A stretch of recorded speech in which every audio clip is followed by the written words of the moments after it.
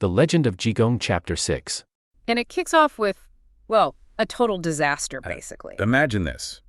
You're Zhu Yuanwei, wealthy guy, haunted house. You hire an expert, a Taoist priest. Standard procedure. Exactly. You expect maybe some spooky noises, a ritual, problem solved. But no, the priest performs the ritual. Burns his talismans. And instead of the usual blue-faced, red-haired monster, Out comes this stunningly beautiful woman, and she says she's his aunt. it's just wild. And then she immediately takes the priest out. He's just lying there cold. So your expert solution is now potentially part of the problem, maybe even a corpse you have to explain. It's this perfect moment, isn't it, where the conventional, the expected spiritual method just completely implodes. Yeah, and that sets the stage perfectly for someone like Jigong to come in. That's right. We're jumping into that clash, spiritual rules versus, well, disarming beauty, and how this failure leads to the real help arriving. Which is the eccentric monk, Jigong, or Jidian Wofo. Mm-hmm. And he's not just there for the ghost, is he? He's there for the root cause, the sixth son, Zhu Ziqiwi. Zhu Yuanwei hires Li Taizen. He does the ritual, burns the 3 talismans, everything by the book. Exactly. He's prepped for the standard scary monster. The text even says, blue-faced, red-haired, hairy. He had a script in his head. And in reality, just throws that script out the window. Completely. Instead, it's this vision. The Yeah. description is amazing. Hibiscus white face, willow slender waist. Yeah. Wearing blue silk, holding a little gold fan, smiling. Composed. Beautiful. You'd think, though, that a trained exorcist could see past the looks, right? Why does her beauty totally disarm him? Well, I think it short-circuits his whole framework. He's trained for ugliness, for chaos. Beauty, especially this refined kind, doesn't fit the monster template. It paralyzes him. And she knows it. She immediately uses it, addresses him directly, calls him Thief Taizen, asks how dare he try to arrest his family's aunt. And the poor servants hiding under the bed buy it instantly. They think she's legit. Right. So Liu Taizen, he's terrified, but he tries to pull rank, spiritually speaking. He starts preaching at her about achieving an immortal golden body, lecturing this powerful being. Oh, the arrogance. It's incredible. And it costs him. Her reaction is just priceless. Isn't it? She just yells, "You fart," gets right through his pomposity. Then mentions she hasn't eaten people in days, sucks in her belly. And just sprays this mouthful of black vapor, this grue, right at him. And boom, he's down. Face blue, body cold.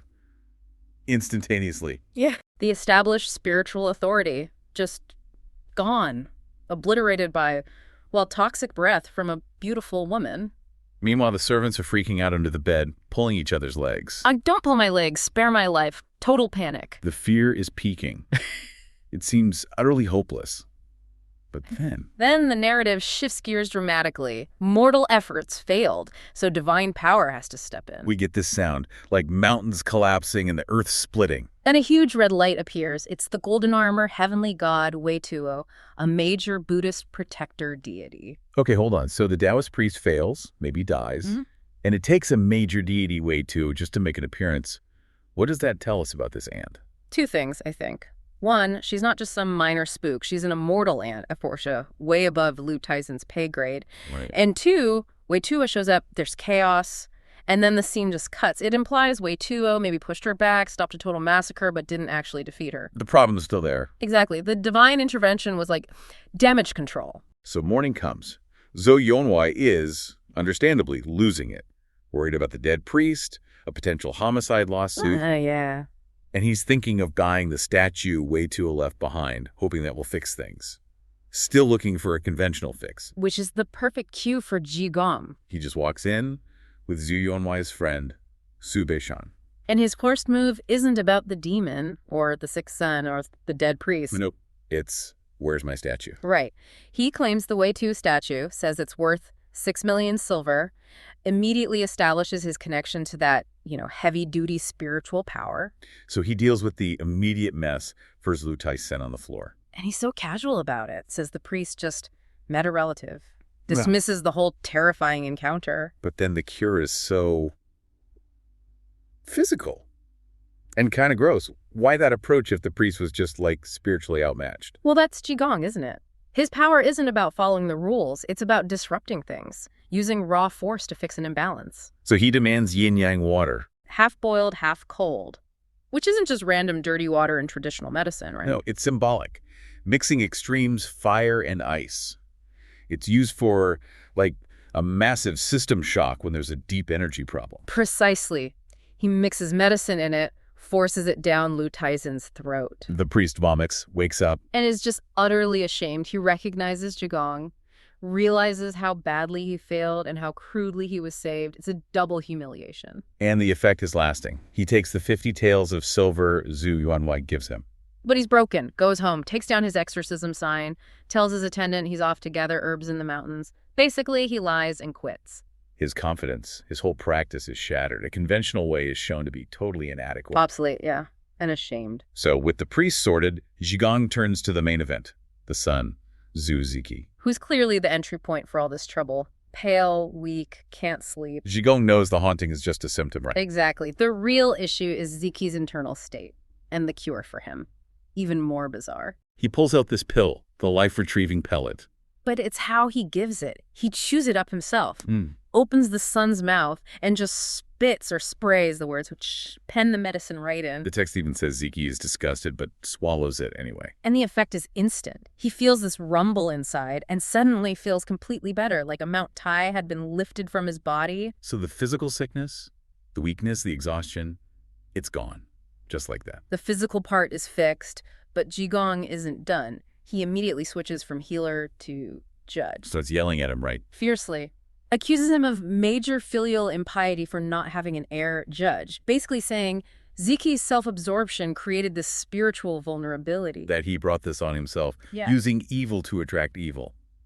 And then comes the physical shock treatment. The slap. Right on the forehead. The Tianling. Which is like the spiritual crown point, a really significant spot. And Ziki just collapses, vomits, seems to stop breathing, looks dead. It's spiritual surgery, isn't it? The physical body was healed, but the obsession, the thing that let the demon in, needed a violent break. A forced reset. Yeah, like inducing a temporary physical death to sever that obsessive connection. And Zhigong, totally unfazed, tells the dad basically, don't worry, if he's not meant to die, he won't. And then asks for money for the ritual. He's just completely confident in this extreme, almost brutal method. So what was the evil that Ziki attracted? Well, the story makes it clear his original problem wasn't a demon, it was lovesickness. Ooh, Dancy Bing. An obsession. A powerful one. It started when he saw his neighbor's daughter, Wang Yue, picking flowers near the Bright Sun Tower. And he was just floored by how much she changed. They knew each other as kids. Right, but now she's grown up. The text mentions the proverb, women change significantly as they grow. He's stunned by her beauty. And it completely consumes him. He's struck by a confusing spell. It's not just a crush, it's debilitating. He can't focus, can't eat. He starts hallucinating her, calling his servant Sister Yue. This intense, constant yearning creates the vulnerability. Exactly. That self-focused, unfulfilled desire becomes a kind of spiritual vacuum. So when he's alone, wishing he could just fly to her, The curtainless. and in walks a woman who looks exactly like Wang Yue, his wish, fueled by his weakness, gets answered, but by the wrong entity. The obsession itself became the sickness that drew the ghost. Or manifested in that form.